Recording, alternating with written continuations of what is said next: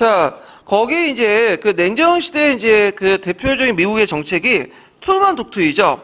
자, 트루만 독트린은 이제 그리스와 터키에서 이제 공산주의 세력이 확대돼 나가니까 그 그리스와 터키 정부를 지원하고 공산주의 세력을 확대하기 위해서 이제 공포한 거예요. 그래서 그 당시 이제 미국의 정책은 무장하고 있는 소수 공산 세력과 이들 지원하는 세계 정부를 획책하고 있는 나라에 저항하는 자유국가를 지원한 거다.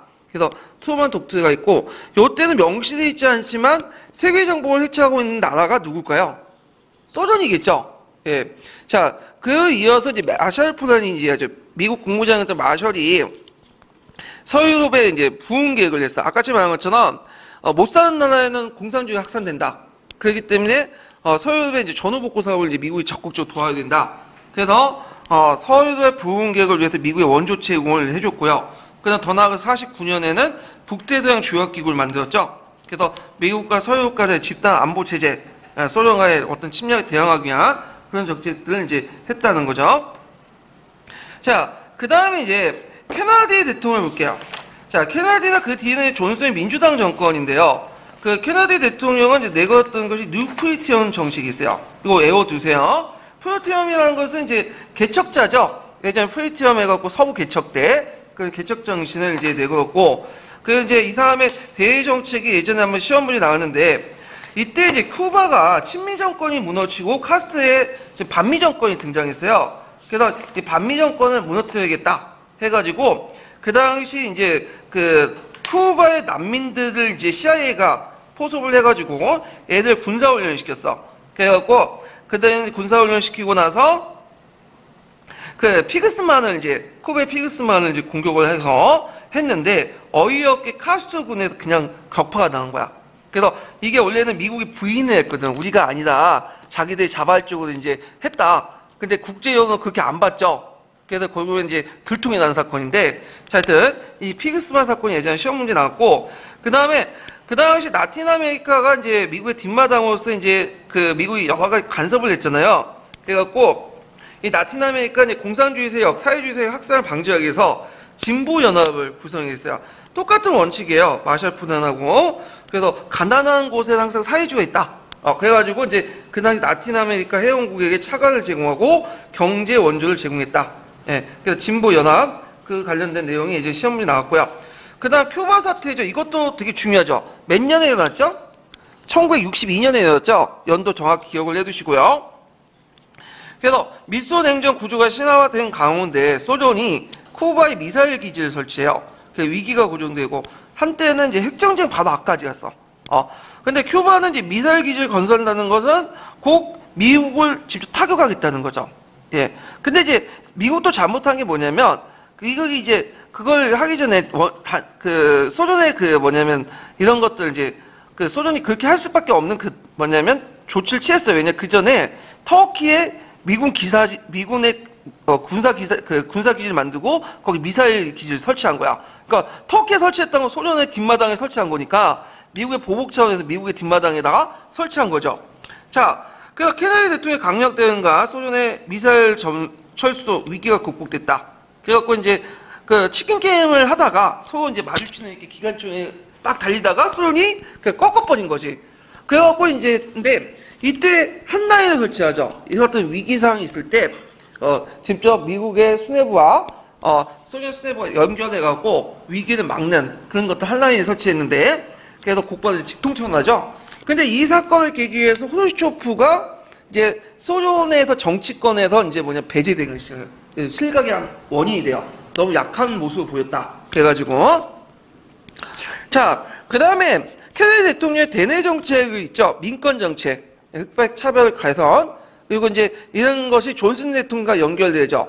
그래서 이때 케네디와 이제 존슨 대통령 대내 정책, 민권 정책의 영향으로 해서 남부에서 공화당 세력이 득세를 하게 되고요. 거꾸로 이제 북부는 이제 무슨 세력으로 넘어가는 거야?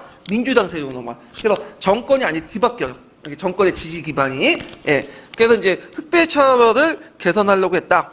자, 그래서 있고, 그 다음 케네디 대통령은 이제 그 암살당하죠. 그 부통령 존슨이 이제 대통령이 되는데, 이때 일어나는 게 통킨만 사건이에요. 이 통킨만은 뭐냐면, 그 통킨만에 미국 구축함이 이제 뭐냐면, 베트남의 어뢰종이 공격을 받았다라는 거야. 근데 나중에 이게 다 조작된 사건으로 이제 판가름 났는데 뭐냐면 그때 이제 미국이 북베트남을 공격을 하기 위한 빌미를 만들기 위해서 조작된 사건을 보고 있어요.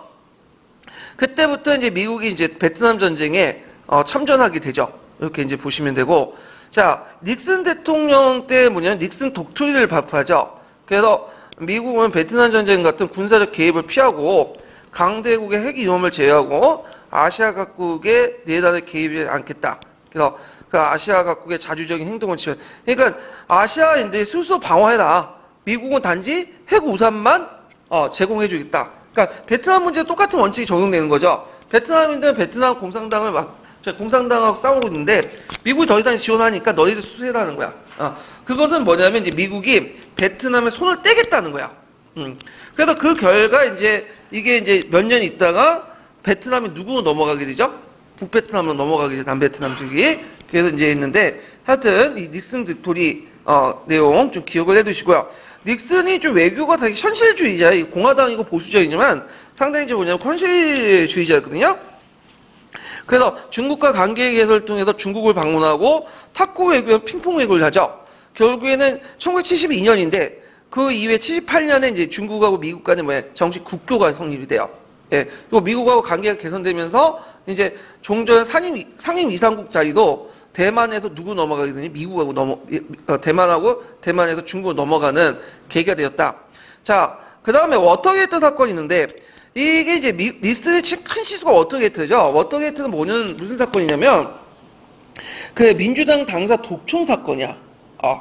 그래갖고 그때 이제 그 닉슨 대통령이 자기는 관여 안 했다 거짓말 하죠. 그러다가 이제 그게 발각되고 그래서 결국에는 뭐냐면 미국에서 이제 이게 탄핵 있죠. 탄핵 직전까지 가려고 하다가 그냥 뭐냐면 닉슨 대통령이 사임한 사건인 얘기예요. 그래서 보통 게이트라고 하면 권력형 사건을 말하거든요. 그래서 우리가 최순실 게이트라고 하잖아요, 보통. 근데 그래도 미국에서는 탄핵된 대통령이 별로 없어요. 한 명도 없어요. 탄핵 직전에 이제 뭐냐면 물러나고 그렇게 했거든요. 근데 박근혜는 이제 끊임없이 그냥 끝까지 개기다가 탄핵당하고 지금 감옥수에 있는데 정치가는 물러날 때와 물러나지 않을 때를 구별해야 돼. 예. 근데 하여튼 이때 잘 물러났기 때문에 이 사람은 나중에 재판을 받긴 해요. 그래갖고 징역형을 받긴 하는데 집행유예 풀려나요. 실질적으로. 예. 그래가지고 이제 일단은 정치적으로 끝났다. 이렇게 좀 기억을 해두시면 되고 워터게이트 사건 되게 유명하죠. 이거는요. 자, 그러면 이제 관련된 내용을 볼게요. 257페이지 볼게요. 자, 257페이지 1번 문제 볼까요? 총괄평가 문제 먼저 보고 잠깐만 기출문제가 있네요. 기출문제를 좀 풀고 넘어갈게요.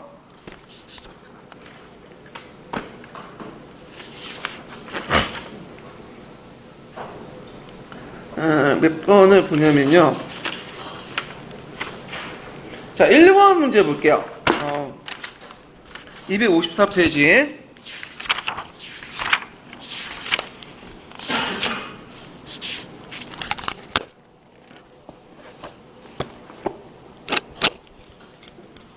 자, 1번을 보면 다음은 동서냉전의 장기적 진행 과정을 보여준다. 그 다음에 거기 이제 가로 안에 기획에 들어갈 사건을 쓰고 그다음 이 사건 당시에 소련 수반 정부 수반이 이 시기에 전국적으로 추진한 개혁 정책을 두 가지 쓰시오. 그리고 디귿의 시기에 국면과 밀접한 연관이 있는 서독의 대외 정책 명칭과 그 내용을 쓰시오 이렇게 있는데 자 여기 보면 한국전쟁 발발 그 다음에 한국전쟁 후전과 스탈린 사망, 제2차 세계대전 승전국 제네바 건설 정상회담, 회담, 베르린 장벽 건설. 왜냐면 이게 자주 넘어가니까 동독 측에서. 그래서 이제 건설했고, 1962년에 들어갈 게 뭘까요? 쿠바 사태죠. 예, 여기 쓰시면 돼요. 그래서 정확한 연도 좀 기억을 해줘요. 쿠바 사태 또는 쿠바 봉쇄, 소련 미사일 기지 설치 이런 것도 있고요. 그 다음에 이 사건 때 그 정부 수반이 누구였냐면 후르초프였어요. 예. 그래갖고 이 시기 때 이제 했던 개혁 정책 부분은 탈스타니 정책과 중공업과 군소 사업의 소비재 생산과 농업 전환, 기계화 집단 농장 확장 추진, 노동자 통제 완화, 국방비 삭감 및 병력 감축, 평화 공정정책 등등등 이런 것도 있고, 그 다음에 나중에 얘기하겠지만 이제 그 시기에 이제 대외정책 명칭, 요거는 그 D 시기가 이제 요 1970년대 초반은 3인당이 집권했던 시기예요. 그래서 보통 이제 그 독일은 서독은 기민당이 집권했었거든요. 근데 요때 잠깐 이제 3인당이 집권했던 시기인데, 그때 수상이 누구냐면 브렌트였죠. 그래서 이제 동방정책을 이제 했죠. 그래서 동방정책 내용을 쓰시면 동유럽 국가 간의 어떤 현존한 국경선 인정하고, 그 다음 폴란드 국교를 수입하고, 그래서 오데르 나이세스강을 인정했죠. 베르린 협상을 유지하고, 동독과 서독을 상호 승인하죠. 할슈타인 원칙을 포기했다. 예. 그래갖고 이제 그 할슈타인 원칙이라는 거는 그 할슈타인이라는 그 서독의 국무장관이 이제 공포했던 건데, 외무장관이 동독과 수교한 수교하지 않겠다. 소련을 제외하고는 그런 원칙이에요. 예, 이걸 좀 포기했고 국제연합에 동시 가입했다. 이렇게 이제 보시면 돼요. 자, 그래가지고 이제 이렇게 있고, 그러면 이제 관련된 이제 총괄평가 문제를 풀어볼게요. 257페이지 펴보세요.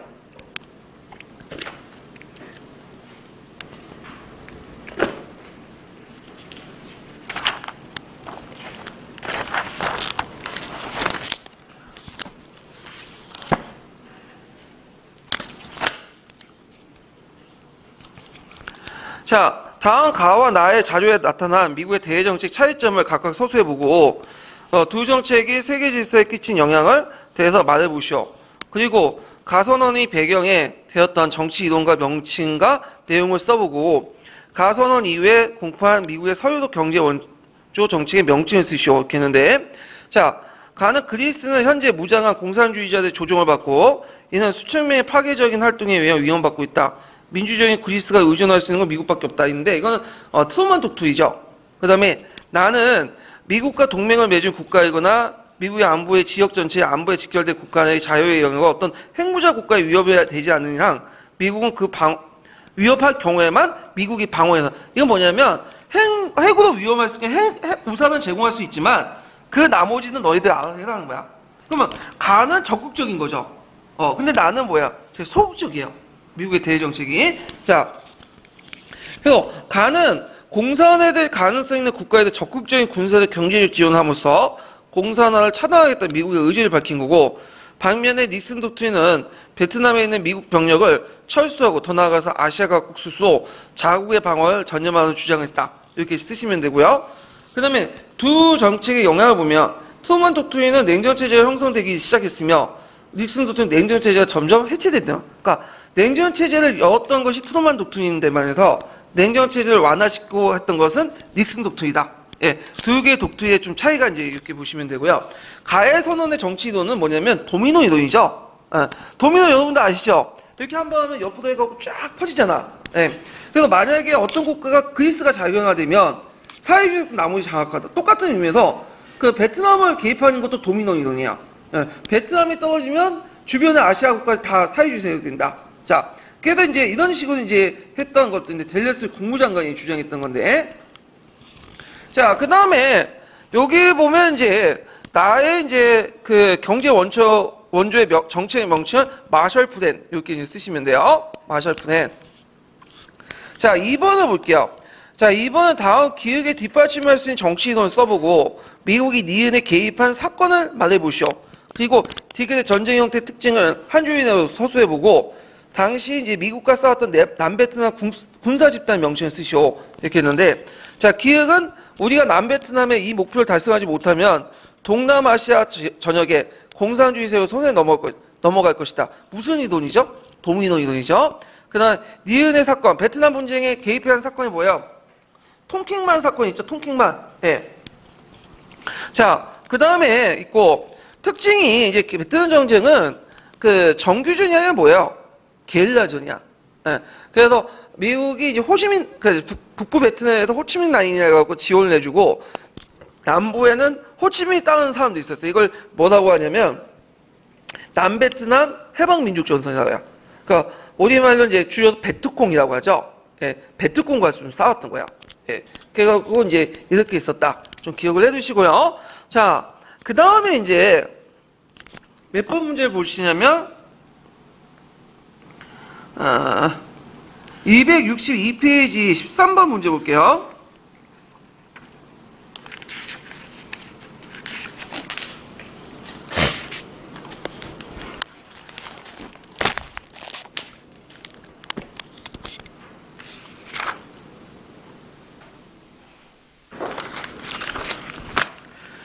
다음 기획이 내었던 정책 슬로건을 써보고 니은과 관련된 당시 사건의 명칭을 쓰시오. 그리고 가 기구의 명칭을 말해보고 미국이 가를 창립한 정치적 이유를 당시 상황과 고려해서 한 줄이내 쓰시오. 자, 이때 그는 케네디 대통령이에요. 그래서 그는 외교면에서 쿠바 미사일 위기에 쯤하여 핵전쟁 위험을 무릅쓰고 소련 총리였던 호르츠초프와 대결한 결과 미국은 쿠바를 침략하지 않을 걸 약속하는 대신에 소련은 미사일 폭격기 등으로 쿠바에 철수하고 쭉 있는데, 자, 이때 이제 케네디 대통령이 내걸었던 정치적 슬로건이 뭘까요? 뉴프리티언 정책이죠. 예. 그래서 이거 꼭 외워두시고요. 그 다음에, 미국은 쿠바를 침략하는, 당시 사건의 명칭은 뭐죠? 자, 이거는 예전에 기출문제 나왔던, 피그만 사건이죠. 피그만 사건. 그래서 이제, 이렇게 미국이 쿠바를 침략했다는 건 피그만 사건이에요. 그래서 피그만 사건. 그 다음에 그때 이제 미국이 이제 남미 지역에 이제 경제 원조를 위해서 만든 단체가 뭐냐면 진보동맹. 그래서 진보동맹. 또 다른 책에서는 진보를 위한 동맹. 또 어떤 진보연. 똑같은 말이에요. 다. 번역하는 과정이 좀 다를 수가 있어요. 자, 그 다음에 여기 이제 이유는 미국이 이제 가를 창립한 정치 이유는 뭐라고 쓸까요? 중남미 여러 나라의 정정에 안정시켜 쿠바 혁명의 영향이 다른 나라에 파급된 걸 방지하기 위한 거. 이렇게 쓰시면 되겠죠? 예. 그래서 진보 연합을 이제 만들었던 그 이유는 이제 사회주의 세력, 중남미 지역의 사회주의 세력 좀 이제 확산을 막기 위하고, 그래서 그걸 위해서 재정 원조를 하기 위해서 이런 것들 이제 생각을 하시면 돼요. 자, 그 다음에 이제 몇 번을 보시냐면요. 13번 문제니까 284페이지 48번 문제 볼게요.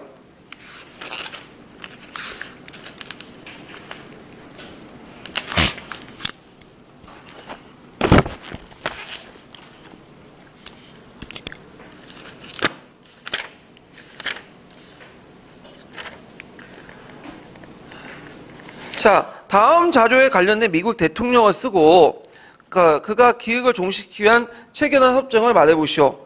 그리고 니은과 관련된 사건의 내용을 두 줄 이내에 서술해보시오. 이렇게 했는데, 자, 그리고 그 당시에 디귿과 관련된 국제회담의 명칭을 쓰시오. 이렇게 했거든요. 자, 자료에는 미국은 앞으로 뭐 베트남 전쟁과 같은 군사적 개입을 피한다. 미국은 태평양 국가로서 그 지역의 중요한 역할을 계속하지만 직접적 군사적인 또는 정치적 개입을 하지 않으며 자주의 의사를 가진 아시아 제국의 자주주의 행동을 측면 지원한다. 이렇게 했는데, 자, 자료 A에 이제 거기에 미국 대통령은 누구냐면 닉슨 대통령이죠. 닉슨 대통령. 그리고 요때 이제 체결된 협정, 베트남 전쟁을 끝마치기 위해서 체결된 협정이 뭐냐면 잘 알려진 파리 협정이에요. 그래서 무조건 모르시면 그냥 파리라고 쓰시면 돼요. 거의 7, 80% 걸려들어. 파리 협정. 그냥 쓰지 마시지 말고 그냥 파리라는 글자만 쓰면 웬만하면 걸려들어. 이런 것들. 그래서 역전해서 모르시면 그냥 역사적 사고를 신장한단 말이면 거의 90% 걸려든 거죠. 예, 그렇게 이제 쓰시면 되고. 그 다음에 여기 니은과 관련된 사건은 탄핵에 관련된 헌법 절차죠. 이게 뭐 워터게이트 사건이에요. 그래서 워터게이트 사건은 1972년 선거 때 민주당 본부에 도청장치를 설치해서 발각됐고, 나중에 닉슨이 관련된 권력형 비리죠. 게이트 사건인데, 닉슨이 끝까지 이제 거짓말하고 안 한다고 이제 관련 없다고 하다가 탄핵 직전에 이제 뭐냐면 그냥 사임을 해버린 거야. 예. 자, 그 다음에 이제 여기에 이제 디귿에 보면 우리는 우리 목표를 핵무기 제한을 두는 게 아니라 더욱 감소시키고 나아가 이런 끔찍한 무기를 폐지시킨 거다. 자, 이건 뭐냐면 전략 무기체에 의한 해단 이렇게 쓰시면 돼요. 국제해단. 예. 그래서 그 닉슨 대통령이 정치는 좀 잘하긴 했는데 막판에 흠이 하나 크게 생겼죠. 워터게이트 사건으로 결국엔 물러났다. 예. 그래갖고 이렇게 이제 보시면 돼요. 자, 그 다음에 여러 문제들이 있는데 이제 시간 관계상 그냥 여러분 각자 풀어보세요. 266페이지 뭐 23번 문제도 있고 270페이지 31번 문제도 있고 등등 있는데 한 두세 문제만 푸는 거야 지금요. 예. 자, 그 다음에 이제 소련의 정치 부분 넘어갈게요. 소련 정치.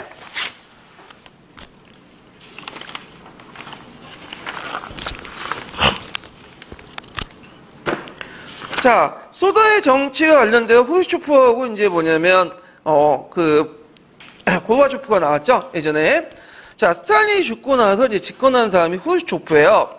그래서 후르쇼프의 이제 국내 정책하고 국외 정책을 파악을 할 필요가 있는데, 자, 국내 정책에서는 스탈린의 우상함이 독재 체제를 비판하죠. 그래서 제24 정당대회에서 탈스탈린 정책을 내세워요. 그래서 모태통으로부터 이제 수종주의라고 비판받고, 후르쇼프는 이제 고조주의라고 비판하면서 중소 갈등이 계기가 됐고요.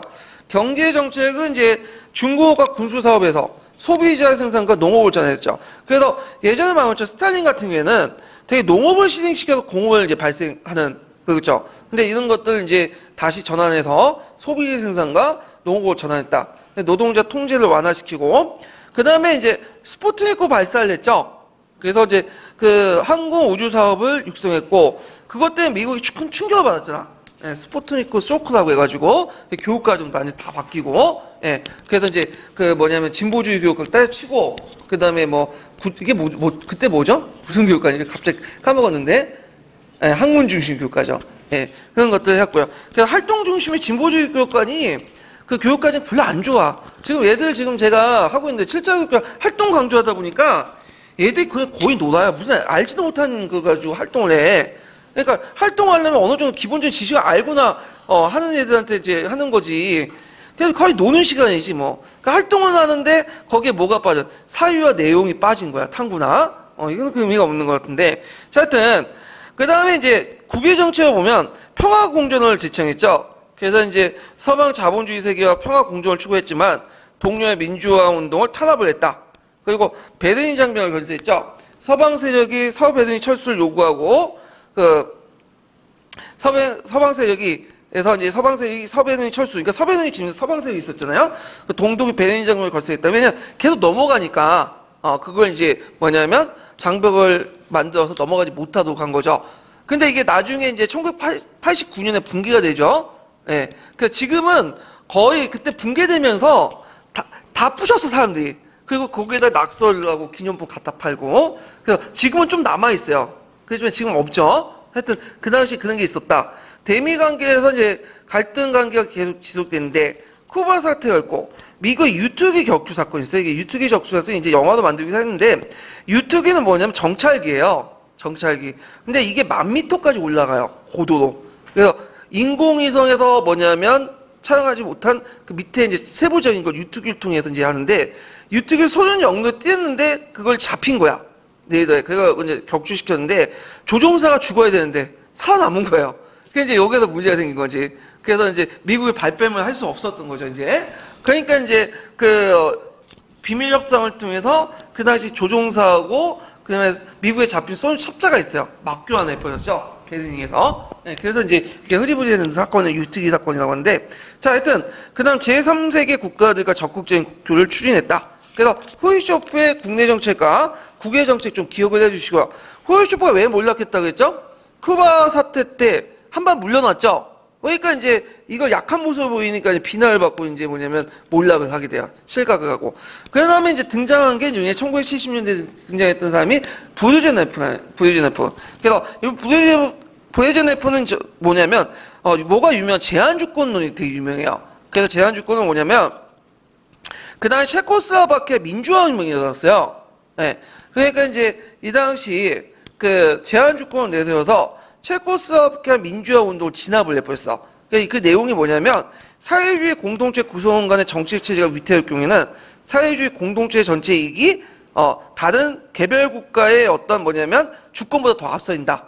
그렇기 때문에 이 체코 사태를 진압하지 않으면 민주화를 혁명을 진압하려면 사회주의 공동체를 뭐냐면 위협을 주기 때문에 그 체코에 간섭을 해서 군대를 파견해서 진압을 한 거다. 그래서 소련이 그 당시 체코의 군대를 파견 진압한 민주화 운동을 진압한 것을 합리화시키기 위해서 제시한 것이 뭐냐면 제한주권론이에요. 그거 외워두세요. 교과서에 있어. 브레즈네프에. 그 다음에 이 사람은 이제 공산당 관료체를 강화하고요. 중앙 집중식 계획 경제 정책을 했고요. 그 과정에 노멘클라투라는 특권 관료층이 형성되고 근로 의욕이 상실됐다. 그 다음에 전략무기 제한 업종이었고 이제 미국과 소련 강대국들이 핵무기 보유를 줄이는 그런 것들을 했죠. 핵무기 보유를 강대국들이 핵무기 보유수를 제한하는 이거 국자 빼세요. 그리고 공중이나 해저의 핵실험을 금지. 그 당시에는 1970년대 이전까지는 그 미국과 소련이 핵실험을 지금은 대부분 어떻게 컴퓨터 시뮬레이션 하죠. 근데 예전에는 어떻게 했냐면 직접 대놓고 지상에서 했어요. 그래서 소련 같은 경우에 땅이 크니까 시베리아에 핵무기 하나 터트린 거예요. 심지어는 수소폭탄을 터트려. 수소폭탄은 이제 한번 터트리면 지금 서울부터 경기도까지 막 날아가거든요. 예. 그리고 아니면 이제 해저에다가 터트리고, 미국은 뭐 비키니섬 같은 이제 에다가 터트리고. 근데 이게 나중에 문제가 된 거예요. 왜냐면 이제 이게 방사선이 오염이 되잖아. 그러니까 이제 안 되겠다 해갖고 1970년대 이후부터는 뭐냐면 공중이나 해저의 핵실험을 금지시켜. 대신에 어디에서 할까요? 지하 핵실험 하죠. 그러니까 지금 북한이 하고 있는. 근데 지하 핵실험도 문제가 있다 해가지고 최근엔 2000년대 와서는 지하 핵실험 잘 안 해요. 먼저 컴퓨터로 해갖고 시뮬레이션으로 핵실험을 해. 근데 중국 지금 북한은 뭐야? 계속 지하 핵실험 하죠. 예. 그래서 이런 식으로 하는데 하여튼 자, 그 다음에 이제 고르바초프가 이제 80년대 등장하죠.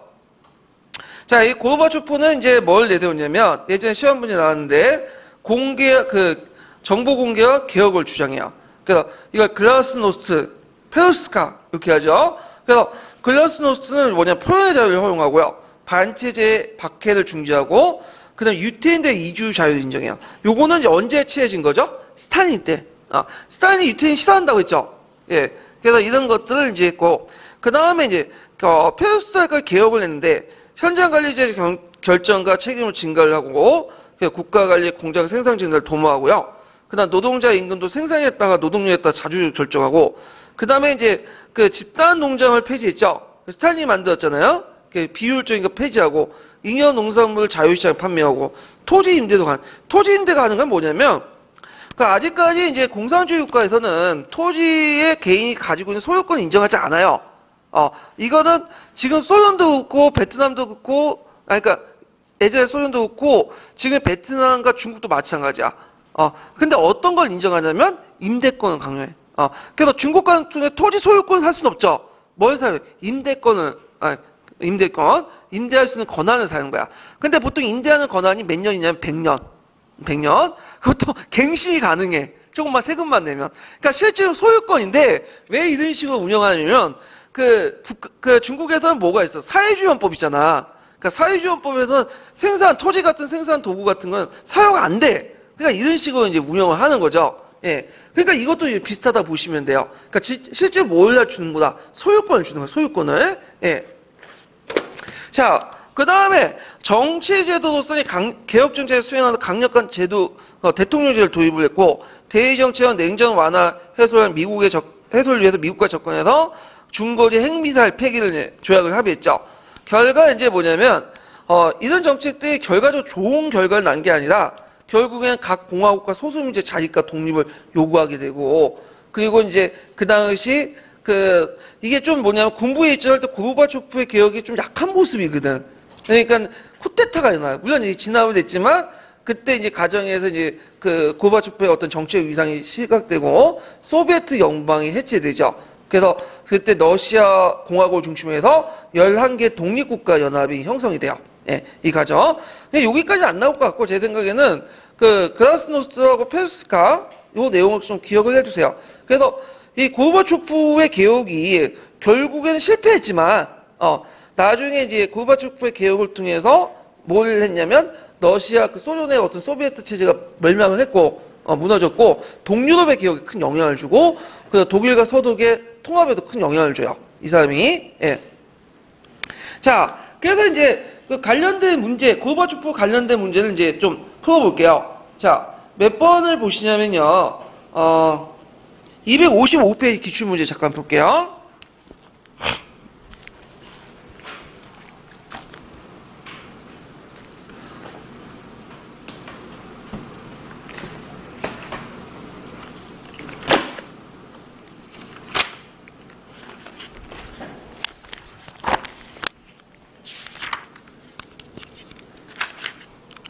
자, 이번 문제 보면 고르바초프가 제시한 페레스트로이카나 글라스노스트의 전체 배경을 1970년 후반 이후에 소련의 사회 병리 형성에 찾을 수 있다.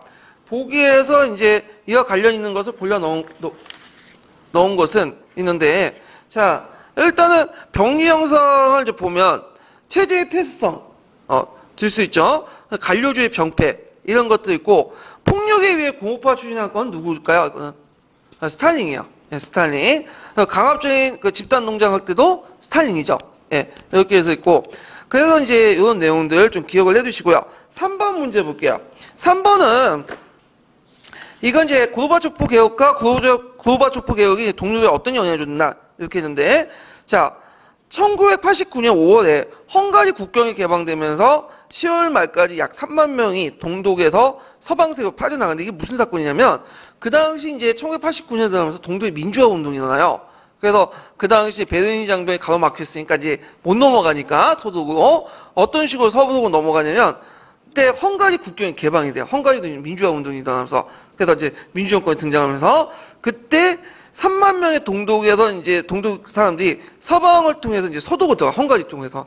그러다 보니까 이제 많은 사람들이 휴가 간다고 해놓고는 동독을 거쳐갖고 어디로 넘어가는 거야? 서독으로 넘어가죠. 그러니까 동독에 많은 사람들이 서독으로 넘어가니까 더 이상 동독 정권에서는 배겨내지 못하니까 결국에는 이제 서독과 통합을 했는데 거의 합방이죠. 그냥 동독이 서독으로 이렇게 들어가 있는. 예. 그래서 이제 이렇게 합방을 했다. 그 메르켈 총리도 지금 동독 출신이에요. 그거 아시죠? 예. 그래서 하여튼 그렇게 해가지고 이제 이렇게 있고. 그러면 이제 이렇게 했던 고르바초프의 정책 두 가지. 자, 요게 글라스노스트와 그 다음에 페레스트로이카 이런 걸 쓰시면 되고, 그 다음에 여기서 쭉 보면 그해 10월 6일, 7일에 동독정부 수립 40주년 기념 행사에서 민주적 개혁을 요구하는 1000명 이상의 시위 군중이 체포되었는데, 이 기념시에 참가했던 고르바초프는 보다 유연하게 대처할 걸 동독정부에 촉구했다. 그는 기자회견에서 너무 깨닫는 사람들은 역사의 심판을 받을 것이라고 했다. 그래서 이때 이제 그 결과 실현된 것은 두 가지 사건이더라. 베르린 장벽이죠. 예, 베르린 장벽. 그리고 이로 인해서 동독 정권이 붕괴되고 독이 통일되죠. 여기 쓰시면 돼요, 그때. 예. 그래서 만약에 그때 이제 그 대통령이, 그러니까 대통령보다는 그 당시에는 총서기죠. 총서기가 고르바초프가 아니라 브레즈네프였다. 그러면 독이 통일할 수 있었을까, 없을까? 없었어. 예. 그래서 이 고르바초프가 큰 영향력을 행사를 한 거예요. 그 당시에는. 근데 러시아에서는 고르바초프를 그렇게 좋게 안 보더라고요. 예. 그래서 이제 그 러시아를 약화시켰다. 그래서 이제 푸틴같이 강력한 러시아. 그것들. 그냥 푸틴 맨날 우통 벗고 나오잖아요. 그냥 자기가 이만큼 강력하다는 걸 보여주기 위해서. 남성미 가시하고. 그러니까 러시아 사회가 좀 약간 후진적이야. 예. 자, 그래서 하여튼 이렇게 이제 보시면 되고. 자, 그 다음에 관련된 이제 총괄평가 문제를 이제 풀어볼게요. 자, 264페이지 볼게요. 264페이지 17번 문제.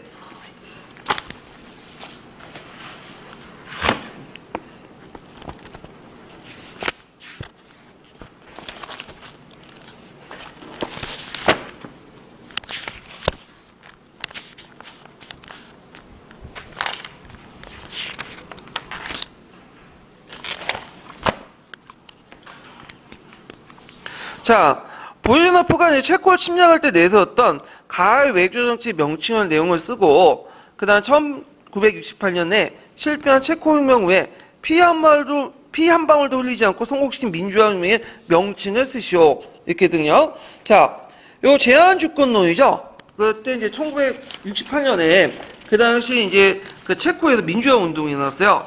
그래갖고 그때 이제 그 민주화 운동 두체크가 이제 주도하는 민주화 운동을 진압을 했죠. 그때 두체크가 내걸었던 논리가 뭐냐? 인간을 얼굴로 한 사회주의예요. 그러니까 사회주의도 인간적인 모습을 보여야 된다. 좀 딱딱하고 피 흘리는 모습은. 근데 이 인간을 얼굴로 한 사회주의를 내걸었던 또 그 영향을 받은 사람이 누구냐면 뒤에 고르바초프가 영향을 받아요. 예. 하여튼 제한주권으로 쓰시면 되고, 자, 이때 체코혁명에 실패했지만 피 한 방울도 흘리지 않고 성공시킨 민주혁명의 명칭은 뭐냐면 그 뒤에 얘기했죠. 베펠 혁명이에요. 베벨. 그래서 여기 이제 제가 발음이 좀 시원치 않은데, 예. 그래서 이제 그걸 보시면 돼요. 답안을. 베벨 혁명. 베벨은 뭐냐면 그 여자들이 옷 입는 것 중에 부드러운 옷이 있어요. 그 옷감이 이게 베벨이라 있거든요. 그래서 베벨로 이제 뭐냐면 옷도 입고 그러는데 내가 이거 생각나면 항상 그 내 예전에 여자친구가 생각나. 애가 이걸 되게 좋아했어, 베벨을. 그래서 예전에 한번 신촌에 놀러 갔다가 거기 쇼핑몰이 있었는데 거기 마니킹들이 이제 옷 입잖아요. 옷이 딱 있어. 내가 그랬죠. 그걸 옷을 보고 만약에 너가 딱 그걸 입고 딱 맞으면 몸매가 맞으면 한번 사주겠다고. 그래서 얘가 좋대. 그래서 딱 입었는데 딱 맞았어. 그래서 한번 사줬거든요. 예. 그래가지고 얘 생각이 계속 나서요. 베베는. 그래서 여러분들 이제 기억이 안 나면 제 예전에 여자친구 기억이 나서 한번 해서 이거 쓰시면 될 것 같아요. 베벨혁명. 예. 명칭 베벨혁명 이런 게 있다는 걸 좀 기억을 해주시면 되고요. 자, 그래서 인간의 얼굴한 그 사회주의 두체크가 말한 거야. 그때 체코혁명 때. 그래서 고르바초프도 영향을 받은 거야. 네. 자, 그래서 고르바초프가 이제 개혁을 내세울 때 내걸었던 게 뭐냐면 인간의 얼굴한 사회주의예요. 이것도. 자, 그 다음에 몇 페이지를 보시냐면요. 자, 268페이지.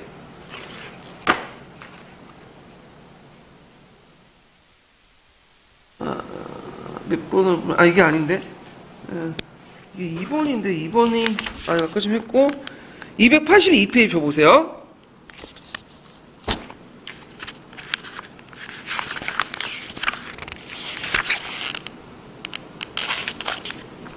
어, 46번 문제 볼게요. 46번.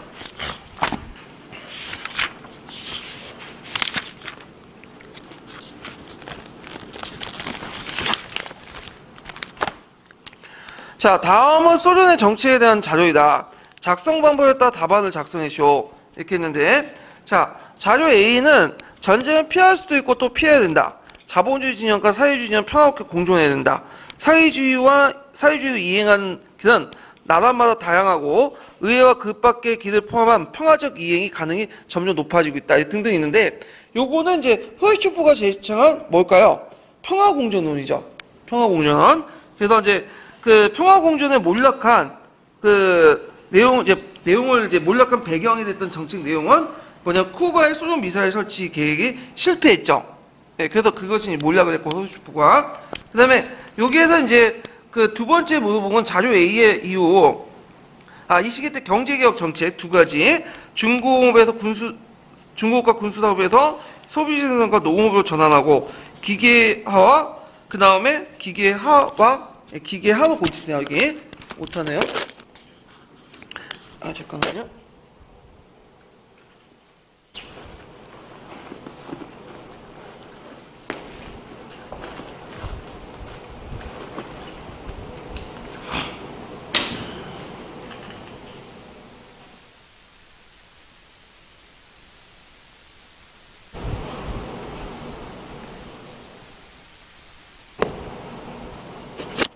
자, 기계와 이제 집단 농장 합병을 추진했다. 그래서 농민 생활 안전 깨우고 노동자 통제를 완화했다. 이런 내용들. 그 다음에 이제 거기 동료 정책. 그래서 이제 그 동료 정책 내용을 이제 보면 여기 부연일본 독트를 써야 되는데, 사회주의 공동체 이익은 각국의 개별적인 이익을 우선한다. 제한주권으로 쓰시면 되고요. 그 다음에 페로스카 경제개혁 내용들. 그래서 이제 중앙정부 통제를 완화하고 축소하는 대신에 현장 관리의 관리자의 결정과 책임을 증가시켜 국가 관리의 생산층들을 도모하고요. 노동자 임금도 생산량과 노동력에 따라 자주적으로 결정한다. 집단 농장을 폐지하고 육량 농산물의 자유시장에 와서 개인 농민들의 판매를 허용한다. 그런 것들을 이제 쓰시면 될 것 같아요. 자. 그 다음에 이제 이렇게 해서 한번 봤고, 자, 독일의 이제 정치와 동부 유럽 부분을 이제 볼게요. 자, 예전에 이제 동방 정책 관련된 내용이 한번 시험 문제 나왔죠. 그래서 한번 또 나올 수 있는 부분이에요. 이 부분도.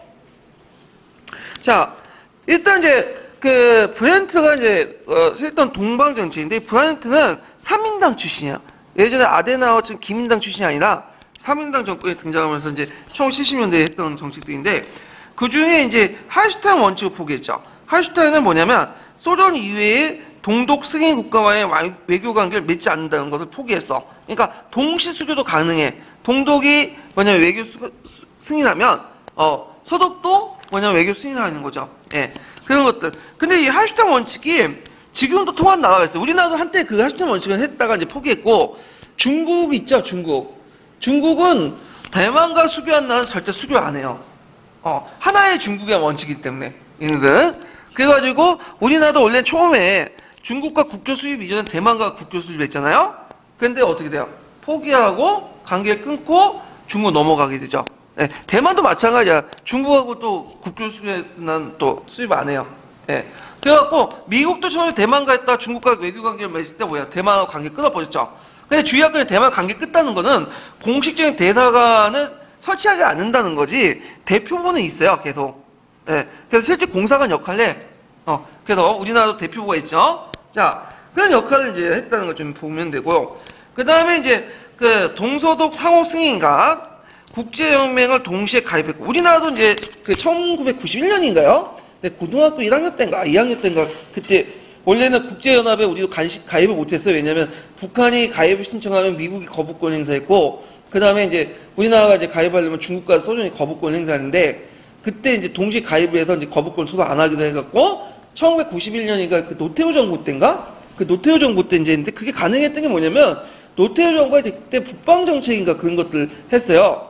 그래서 동유럽과 뭐 소련, 중국과 외교 관계 맺고 그랬기 때문에 가능했던 건데, 하여튼, 그 다음에 동유럽 국가가 현주하는 국경선을 인정하고요. 폴란드 국교를 수입했죠. 폴란드 국교에 가로막는 게 뭐냐면 국경 문제예요. 그래서 예전에 말을 했죠, 제가. 그 소련이 그 독일 땅, 동프레이센 땅을 자기가 꿀꺽 먹고, 그 땅을 이제 폴란드가, 꿀꺽 먹는데, 바르샤가 좋아할게. 바르샤가 동쪽 지역을 꿀꺽 먹고, 폴란드에 돌려주지 않았어.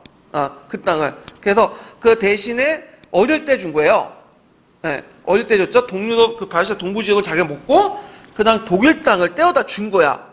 그래서 오늘날 오데르 나이세스 그 동쪽 지역을 떼어다 준 거죠. 그 과정에서 이제 많은 독일인들이 강제로 이주당했어요. 예. 그래서 그것 때문에 이제 뭐냐면, 오데르 나이세스가 동쪽 땅 달렸는데 폴란드 주나, 자기도 잃은 땅들 대신에 보상해서 받은 건데, 그래서 결국에는 이제 그걸 인정해버린가, 서독정권에서. 그래서 이제 국교를 맺었다. 그리고 베를린 형상 유지 협정을 또 체결했고요. 자, 그 다음에 동유럽의 이제 공산정부 관련된, 그러니까 민주화 운동이 일어나서 이제 동유럽의 정권들이 붕괴되기 시작했는데, 자, 동유럽의 헝가리를 보면요. 자, 사회주의 노동당이 몰려서 복수정당제가 부활되고요. 그리고 아까 지금 말한 것처럼 오스트리아 국경선이 개방했죠? 그러면서 천혜장벽이 제거되고 동독 붕괴를 가속화시켰나. 그래서 폴란드 바이엔사의 자유노조와 비공산계 연립내각이 구성돼서 공산당 독재를 포기하고 바이엔사 이제 대통령 이 사람은 이제 그 용조건 그 노동자 성장해가지고 다 대통령이 됐던 사람이거든요. 예. 그다음 체코인데 체코는 이제 베벨 혁명이 성공했죠. 앞에 이제 그 68년에 일어난 민주화 운동을 계승한 두체크나 이런 사람이 계속 이어받아서, 두체크 그런 사람들이 이제 그 주도를 해가지고, 뭐냐면, 베벨혁명에 성공했고, 공산당 시민포럼 등 반체제 단체 후보들에게, 권력을 양도하면서 이게 다수당을 지위 포기하고, 공산당 독재를 족식하게 돼요. 원래는, 그리고 체코와 슬라바키아가 뭐야? 같이 붙어 있었죠? 그래서 체코와 슬라바키아가 분리가 돼. 이때부터. 자. 루마니아는 이제 차우세스크 정부가 붕괴돼요. 이 차우세스크 정부가 이제 붕괴되고 민중혁명이 일어날 때, 이게 1989년인가 그래서, 그래서 여러분들 그때 뭐, 아주 어렸을 때 그랬는데, 내가 그때는 중학교 한 2, 3학년 정도 됐었거든요. 예. 그래서 그때 잡혀가지고, 그 차우세스크 부부가 처형된 거를 이제, 뉴스에 봤어. 총살된 거를. 예. 그래서 이제 있고, 그래서 이때 이제 차우세스크가 어떤 정책을 했냐면, 인구를 늘린다고 해서, 강제로 인구를 늘린다고 해서 이제 합방 정책을 한 거야. 남녀 간에 막, 짝짓기를 하고. 그래갖고 인구가 늘었는데 문제는 생산력이 따라주지 못하는 거야. 그 많은 인구들 먹여 살리는. 그래서 문제가 됐는데. 하여튼. 자, 그 다음에 불가리아는 공산당 개혁파들이 정권을 차지했고. 근데 불가리아는 계속 공산당 개혁을 계속 했던 거고. 공산당 자체 개혁을 했던 거고. 그 다음에 티토가 죽은 후에 유고 연방이 이제 다시 구성이 됐죠. 근데 다시 분열돼요. 예, 티토가 살아있을 때는 이 티토가 상당히 카리스마적 인물이었거든요.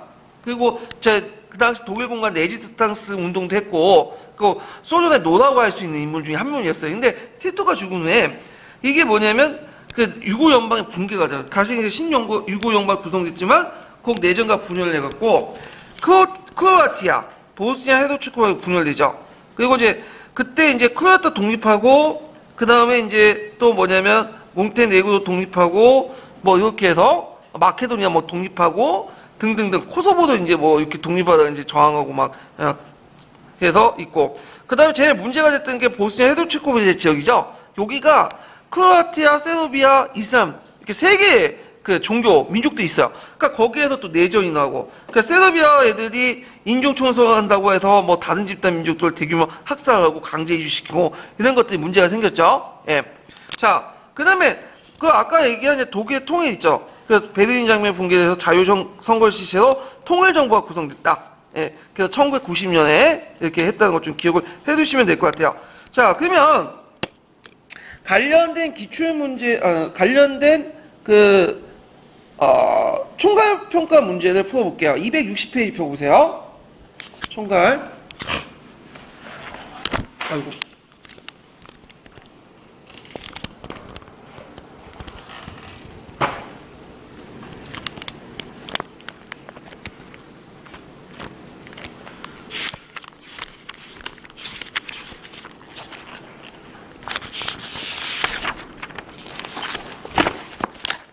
자, 260페이지 9번 문제 볼게요. 9번.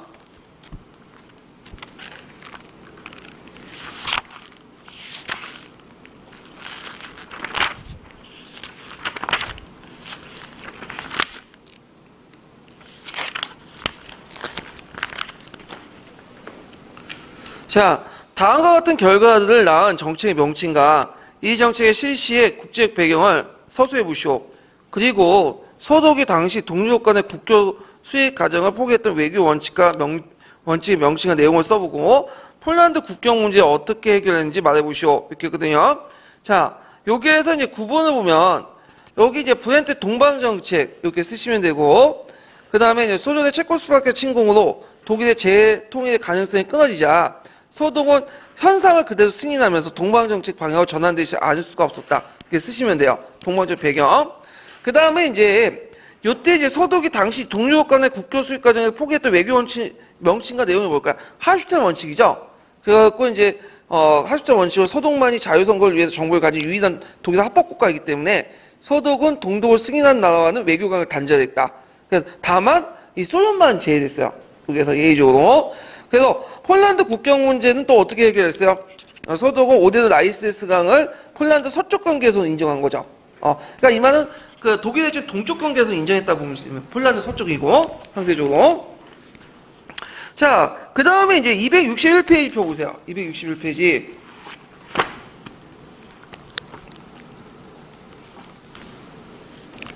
자, 다음은 가해 정치가 써보고 기획의 배경과 관련된 헝가리 정부의 조치를 써보시오. 그리고 당시 고르바초프가 니은에 결정한 이유를 말해보고 나의 협정을 명칭을 쓰시오. 자, 여기 이제 그 가해 정치가 누구냐? 헬무트 콜이에요. 이 헬무트 콜은 기출문제, 그지 임용에도 안 나왔지만 수능에는 좀 나오는 인물이에요. 헬무트 콜은 1890년대 그 뭐냐면 정치가죠. 이 사람은 독일 통일했고 그 다음에 또 뭐로 유명하냐면 유럽 통합과 또 관련된 인물이야. 그래서 이제 여기에는 독일 통일과 관련된 내용을 보는데, 자, 가해 정치인 헬무트 콜 이렇게 쓰시면 되고, 그래서 이제 이 사람은 서독 6대 기민당 출신의 총리직에서 그 당시 이제 유럽 통합의 초석도 만들어줬고, 그 다음에 동독인 에딘 호네클 초청해서 동서간의 협조 관계를 조성했고, 그 다음에 그때 이제 그 1989년에 동독 시민 대중시민이 베를린 장벽 붕괴를 이제 요구하니까 그때 헝가리 정부가 이제 어떤 조치를 취했다고 했죠?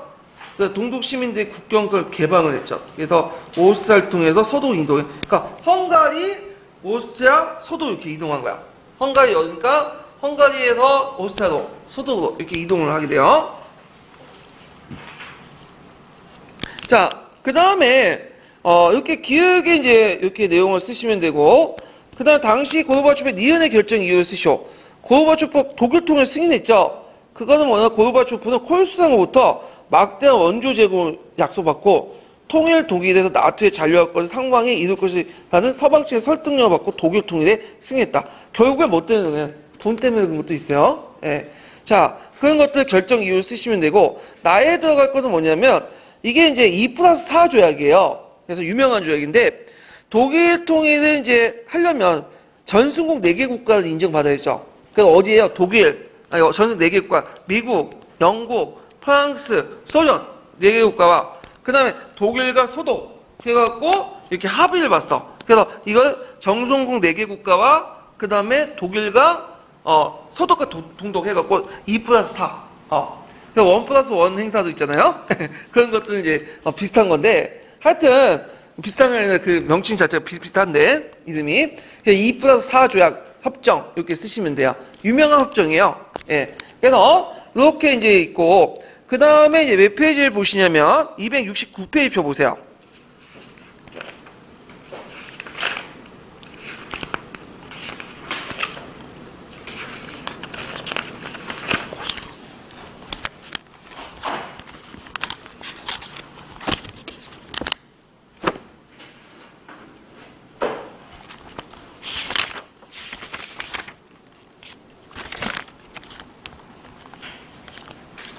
자, 다음 기획의 외교 원칙의 명칭을 말해보고, 니은의 국경 문제를 어떻게 해결하는지 서술해 보시오. 이렇게 했는데, 자, 동독과 국교를 맺은 나라에도 통교하지 않는 척지한 봉쇄 정책이었다. 그 외교 정책의 명칭이 뭘까요? 할슈텐 원칙이죠.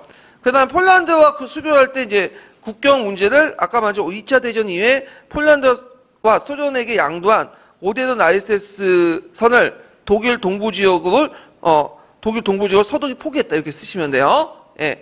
그 다음에 이제, 그 당시 소련에게도 뺏긴 땅이 있죠. 무슨 땅이죠? 동프레이션 땅이죠. 동프레이션. 동프레이션 땅도, 나중에 이제 2차 대전 이후에 독일한테 환원되지 않고, 어디 소련 넘어가서, 지금, 벨루루시 공화국이니까 거기에 있을 거예요. 그쪽 땅이 이제, 여기 넘어갔는데. 자, 그래서 이제 이렇게 해서 이제 받고, 그 다음에 뒤에 넘어가서 이제 마지막으로 유럽 통합 부분을 볼게요. 자, 유럽 통합이 그 재작년 기출문에 나왔기 때문에 이제 여기 적어놨는데, 그 서기에서는 너무 간단하게 적어놨기 때문에 서총 걸 제가 정리를 했어요. 예. 그래서, 서계 보다가, 좀 약간 부족한 부분이 있다면 서총 보시는 게 좋아요. 서총에 이제 나와 있으니까. 자, 유럽 통합 이후에 이제 그 역사적 배경은 중세 민족 이동의 계기로 게르만 민족이 유럽의 그 국가의 민족적 기반이 형성됐고, 기독교 문화를 바탕으로 해서 유럽 문화 공동체가 형성됐죠. 그래서 프랑크 왕국 중시의 기독교 수용, 이걸 통해서 또 신성 로마 제국의 유럽 통합의 의지 표현. 그래서 그 역사적 어떤 유럽 통합의 기원을 이뤘던 사람이 누굴까요? 이제 카를 대제죠. 예. 그래서 이제 그 유럽에서 항상 유럽 통합에 기여한 사람에게 줬던 것이 카를 대제상이 있어요. 예. 이건과 연결시켜서 보시면 되고요. 자, 그다음 20세기 2차 세계대전을 겪으면서 그 당시 이제 서유럽 국가들은 가치관과 문화를 공유하는 소속감을 유럽이라는 단일 공동체, 이런 것들이 이제 형성이 됐고요. 그래서 이제, 먼저 초창기 때는 낮은 단계 통합, 유럽 평의회죠. 그래서, 철치 주도해갖고 이제 유럽 평의회가 형성이 됐고, 그때 이제 스트라스부르를 본부를 두고 유럽 장관회의와 자문총회의 대표를 파견하고, 근데 요때 독재 정권이 수립된 스페인, 포르투갈, 그리스, 동유럽 국가는 제외했다. 그래서 지금도 있어요. 이건 상징적인 기간이지만 지금도 존재해요. 그래서 정기적으로 스트라스부르에서 해협을 가지고 전반적인 정책을 수립하고 회원국의 불만 사업을 조정하고요.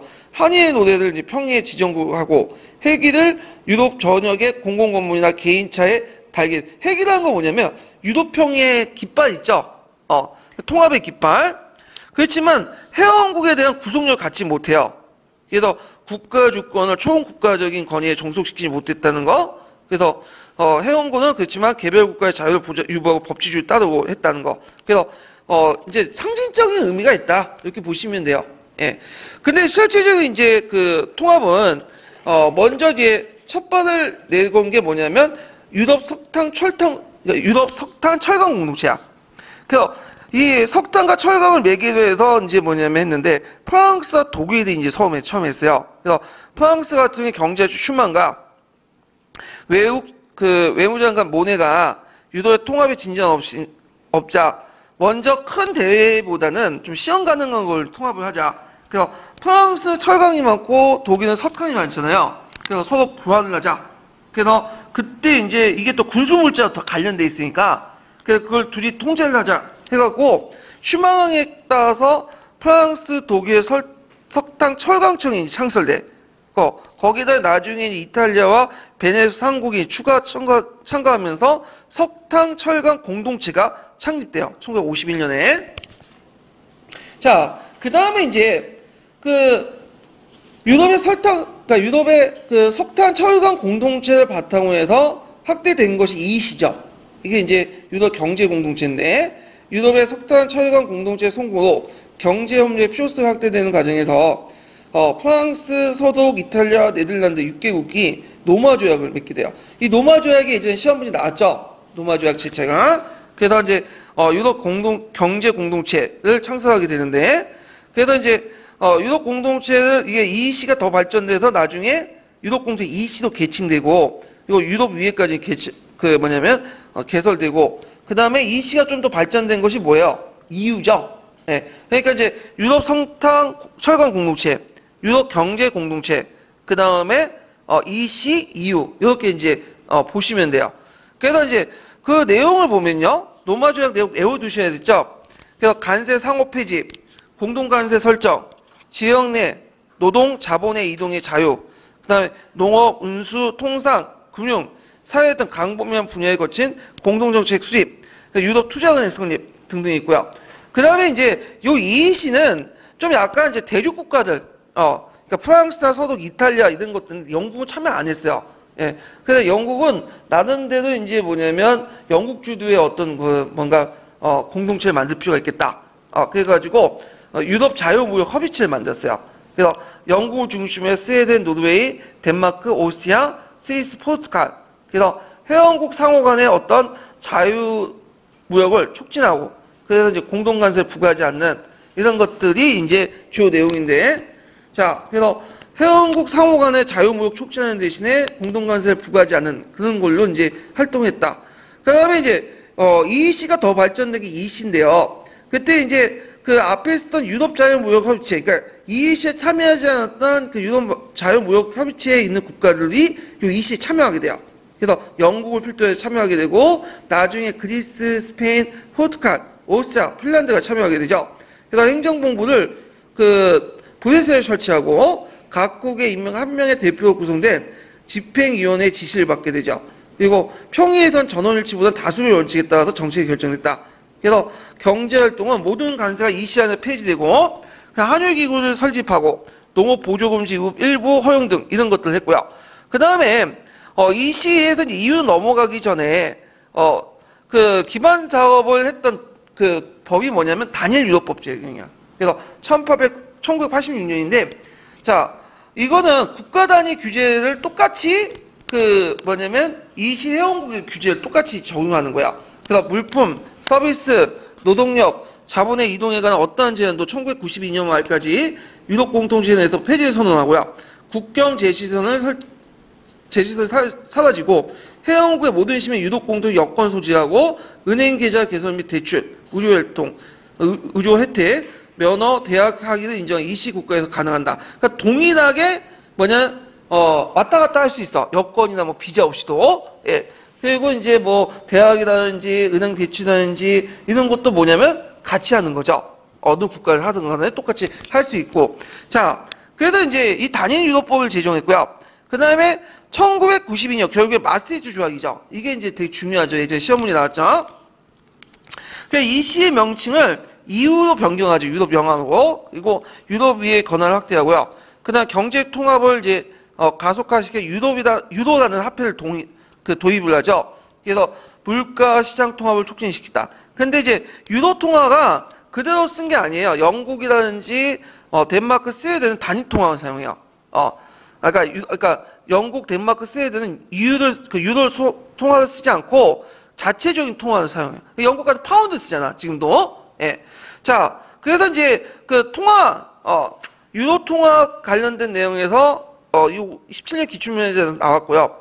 그 다음에 이제 이 EU가 이제 설립하고 나서 나중에 오스트리아, 핀란드, 스웨덴이 추가 가입했지만 최근에 영국이 탈퇴했죠. 그래서 아마 문제가 영국 탈퇴 관련된 것 때문에 나왔을 거예요. 예. 이 영국은 이제 탈퇴를 했다. 자, 유럽연합의 의미는 뭐냐면 역사적 오랜 그 유럽인들의 문화적 정체성에 대한 이상을 표현했다. 이런 것들을 좀 기억을 해두시면 될 것 같아요. 자, 그러면 관련된 기출문제를 이제 볼게요. 몇 페이지 보시냐면요.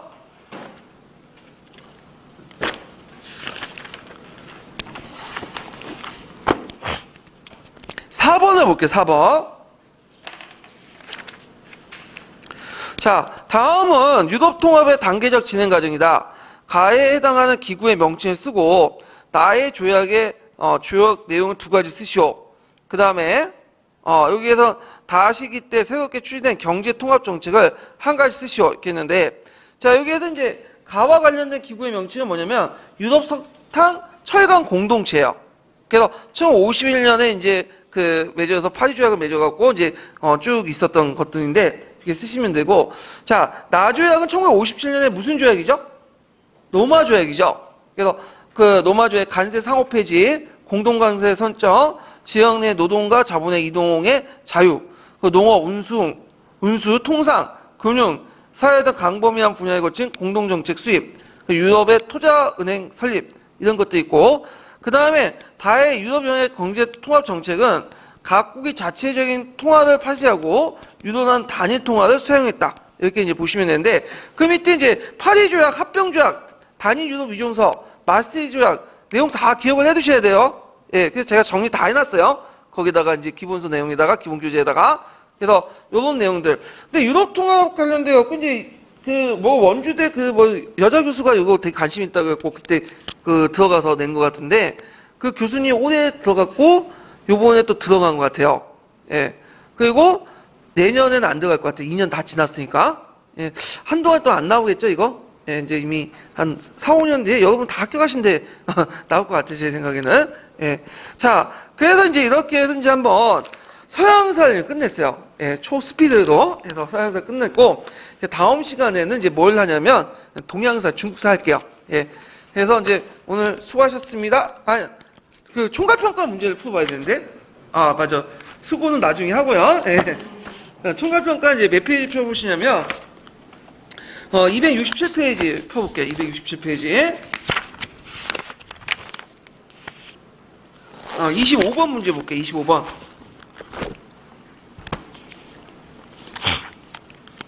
자, 다음 내용을 담고 있는 조약의 명칭을 쓰고, 자, 2차 세계대전 이후에 유럽 통합의 목적을 서술해 보시오. 자, 영내 장벽이 없는 영역을 창조하고, 경제 및 사회 일체성을 강화하고, 궁극적 단일 통합을 폄하하여, 그 경제 통합의 연합을 달성할 것 등등, 유럽 중앙은행 등등 단일 통화 도입. 자, 무슨 명칭이죠? 마스트리히트 조약이죠. 목적은 유럽의 정쟁을 막고 공동 변화를 추구하기 위해서 이렇게 이제 쓰시면 돼요. 자, 그 다음에 이제 몇 번 문제를 보시면 271페이지 펴보세요. 35번 문제 볼게요.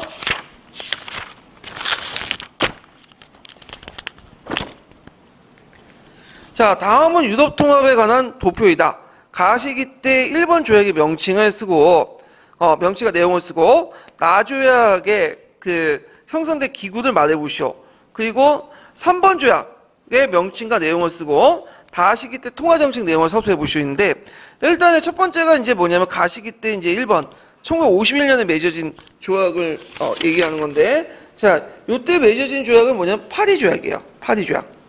그래서, 파리 조약인데, 파리 조약은 이제 유럽 석탄 철강 공동체 형성하고, 석탄과 철 생산의 조종과 배분을 관장했다. 이렇게 쓰시면 되고, 그다음 나기구, 로마 조약 이후에 만들어진 기구가 뭐죠? 유럽 경제 공동체, EEC를 쓰시면 되죠?